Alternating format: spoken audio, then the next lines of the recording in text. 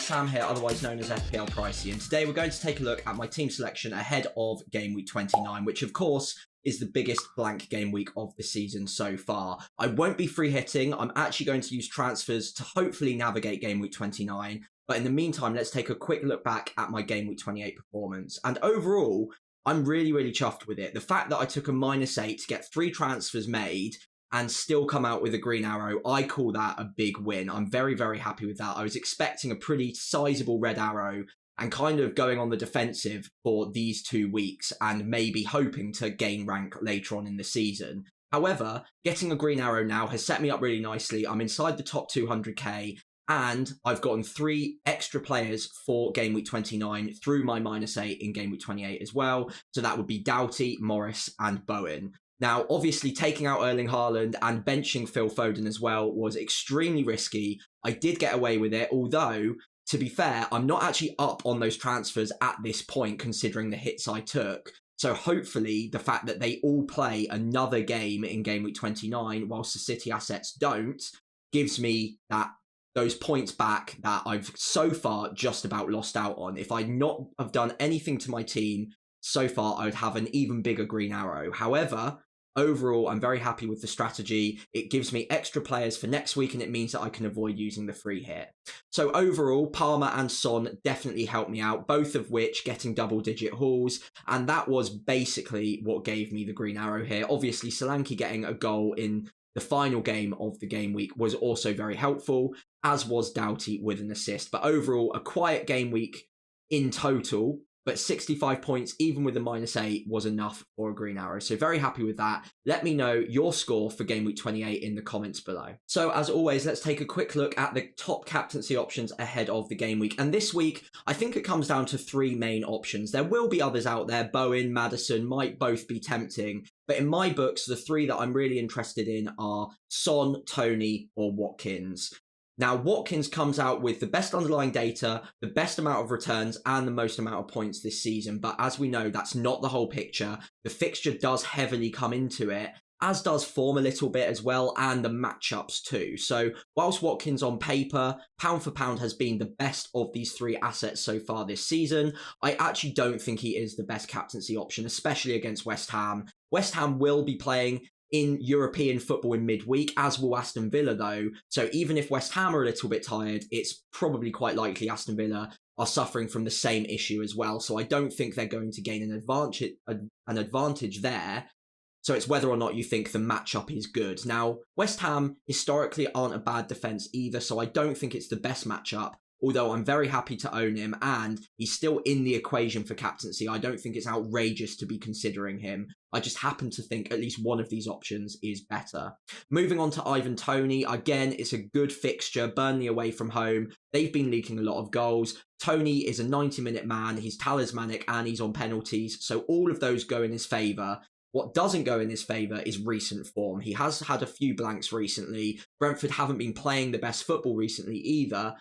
But again, I do expect him to be highly owned. He's a good captaincy option because of the fixture, and Brentford are a better side than Burnley, so you'd expect them to do quite well in that game. Nevertheless, he's probably in my top 3, but not my favourite option. My favourite option is Son Heung-min. Fulham, of course, aren't a bad side by any means, but I do think Spurs will have opportunities to get Son in behind their back line and through the cutbacks as well. He's a very intelligent striker. He will drop back into those couple of yards of space in front of the defence on the cutback as well, and we know how much of a good finisher he is from those spaces.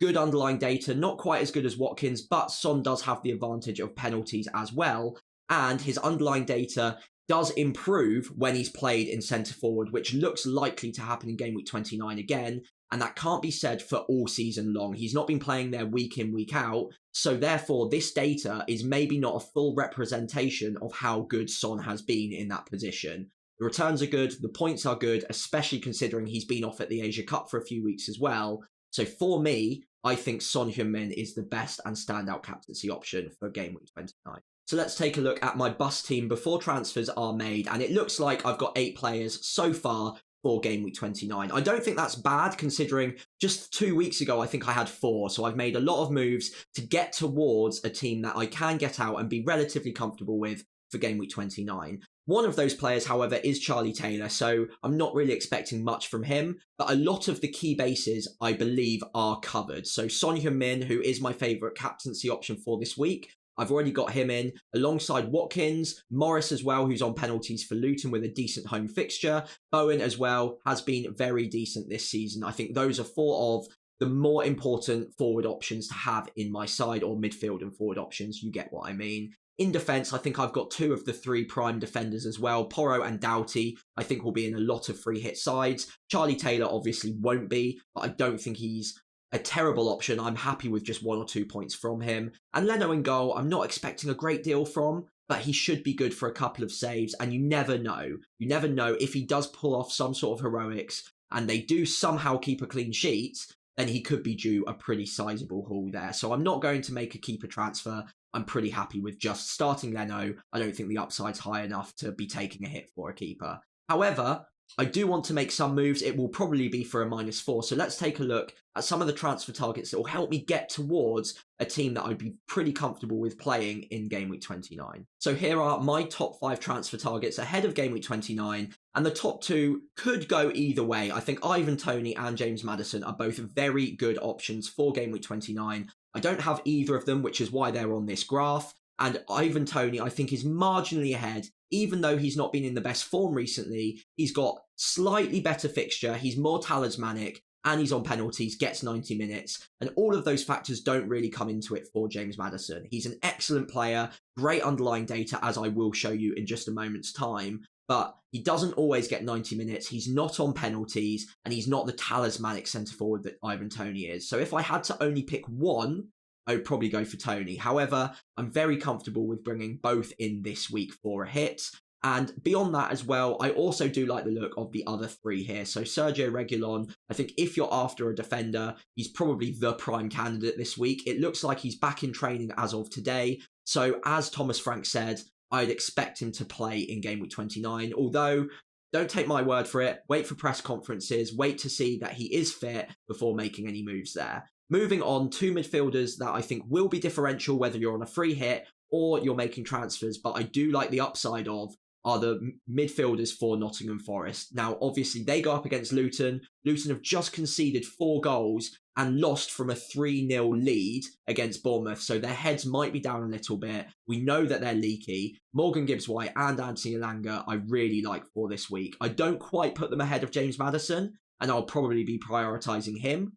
But if you're on a free hit or you've already got the Spurs boys in situ in midfield, you could be looking at Morgan Gibbs-White or Anthony Elanga, even if you just wanted to be differential. I think the upside's there. They've got decent enough data. I'd expect both to start, so I wouldn't have any problems with going for them either. So here are the transfers I'm looking at making ahead of game week 29, and I'm going to be taking out 2 players without a fixture, fairly obviously, and bringing in Maddison and Toney, as I mentioned. Now, Maddison's data, I did hint at it earlier, is very strong, 0.55 XGI per 90, so very happy to be bringing him in. And actually, if I do make this move, it actually sets me up fairly well for game week 30 as well. So even though I've been touting the wildcard in game week 30, if I do bring in Maddison in particular, that's another player with a good fixture in game week 30 that I'm really happy to hold on to, and it might be enough to make me postpone the wildcard 1 extra week in tandem with the rest of my 11 as well. Now, the 2 players I'm looking at taking out would be Foden and Solanke. Now, Solanke's fairly obvious. He's the only striker that doesn't have a fixture of my front 3 at the moment. I don't have a ton of value in him at the moment either. So bringing in Ivan Toney for Solanke makes a whole lot of sense. I don't think we need to discuss it too much more. However, in midfield, I've got 3 players without a fixture. Those are Foden, Palmer and Saka. And I could be looking at getting rid of any one of those 3. Money's not really an issue because I've already got rid of Haaland, so I could get rid of any one of them. However, the player I've got least value in at the moment, so selling value isn't really a factor, is Phil Foden. So that would be the reasoning behind this transfer. And again, if I wanted to postpone the wildcard 1 extra week from game week 30 to 31, Foden is a player that, okay, he can score against anyone. He's absolutely elite, of course.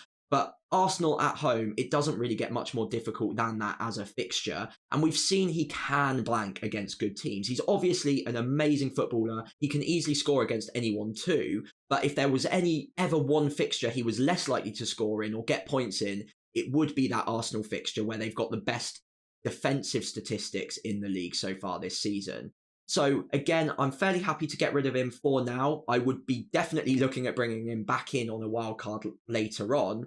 But if I wanted to go without him for just this week, obviously it's an easy sell. If I wanted to postpone the wild card an extra week, I think it's just about okay to get away with that as well. Saka, okay, obviously a tough fixture against City on the reverse side of that. And Palmer, again, I'm not too bothered by. But I think Phil Foden makes the most sense because it gives me that extra bit of money that I can get to Salah in one move in game week 30 if I did want to postpone the wildcard one extra week. So here is my full team with the transfers locked in. I haven't made the moves yet, of course, but I am looking at those two moves and I'm pretty sold on those two as the double switch. It would be for a -4, and obviously that will set me back a little bit against the free hitters, as will the fact that I'm only playing 10 men. I could even look at maybe taking a -8 to get to 11, but I'm not hyper confident that any of the -4s I would be taking to field 11 would pay back that hit in 1 week. Now,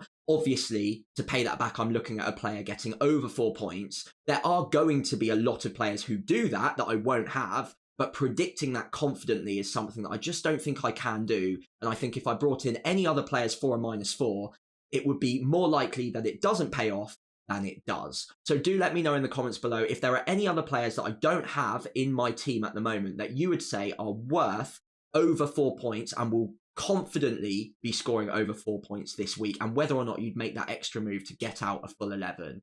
Either way though, as it stands, I'm looking at locking in with 10 with just the -4, and I think it covers off most of the important bases. As I mentioned, I already had 4 of the attackers that I wanted anyway. If I add Maddison and Tony to that, I think that's covering off all of the high ownership and high potential players in game week 29. And of course, as I mentioned, I've already got that back 3 lined up and a goalkeeper set in stone as well. I don't think any defender is worth taking a -4 for this week.